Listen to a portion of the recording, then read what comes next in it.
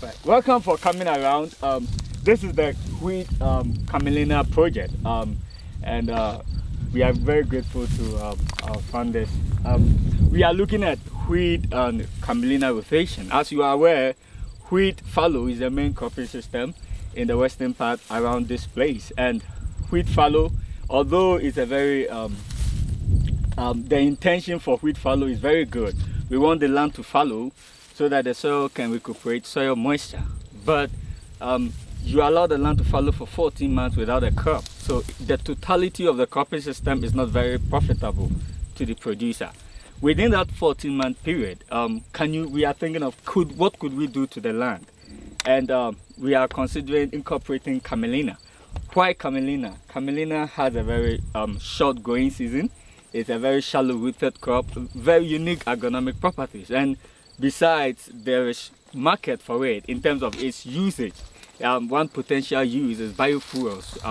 Jet fuel that was derived from Camelina was flight tested, and according to reports, it met all performance specifications, so requirement specifications. So thinking of Camelina was the step in the right direction. Looking at canola has very deep root system. Sunflower, there is allelopathic intervention which will affect subsequent crops. We have different trials ongoing. So this is the wheat fallow, and then this is the rotation study. This time around we have wheat, and you can see the land has been left fallow for. This is a fallow land where we had Camelina. So based on different cropping systems, we'll be able to assess whether the reduction in wheat, because we are thinking if we grow Camelina during the fallow period, we might have reduction in wheat. But would the yield of Camelina offset that reduction in wheat? Also, with the 2-year data might not also be sufficient to make a conclusive to make good conclusions. So we will do modeling. We have various weather data that we are taking, and we are taking phenological data. It's different, a lot of data, so that we can model Camelina in the rotation system. By that, we will be able to make recommendations to producers, whichever area they are, once we get to know their weather condition. And so that is the beauty of this research, and we hope that we are going to get useful results and we'll be able to communicate it with you. We are in the second phase of the study, so I can't make any deductions or recommendations now. Thanks so much. Okay, so your preliminary results, have you seen a reduction in wheat yield due to Camelina?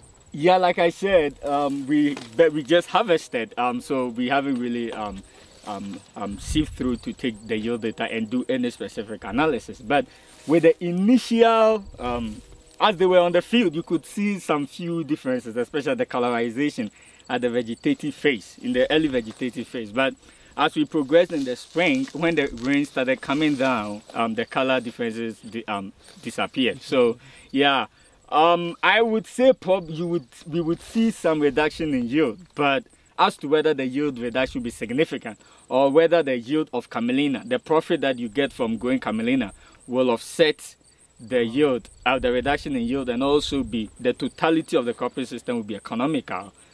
We are yet to make that confirmation. So you'll be doing economic analysis? Yep, very intensive economic the moisture analysis. data you took, have you seen any difference in moisture during planting Camelina? Yep, we saw moisture differences. There is something interesting that we saw. That is, wheat is primarily depleted in depletes soil moisture from the 60 to 100 centimeter soil depth, and Camelina is depleted mainly within 20 to 40.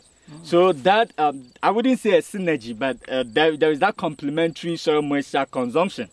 So that is what is compensated. That is what gives Camelina the edge.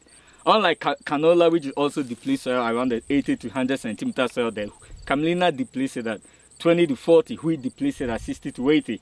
So that alone is good. And as I mentioned earlier, the cropping, Camelina has a short growing season.